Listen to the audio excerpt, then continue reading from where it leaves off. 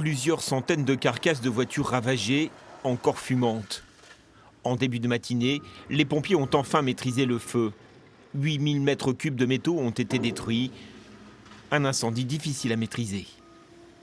Ce qui brûle, ce sont des voitures donc, qui sont concassées. Mais à l'intérieur des voitures, vous avez des câbles électriques qui restent, vous avez toute la sellerie, effectivement. Donc tout ça brûle puisque c'est combustible.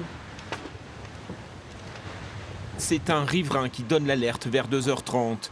Les flammes atteignent jusqu'à plusieurs dizaines de mètres de haut. Rapidement, 90 pompiers du Nord et du Pas-de-Calais sont mobilisés. Une quarantaine de véhicules, silence. Un véritable brasier visible à plusieurs kilomètres à la ronde.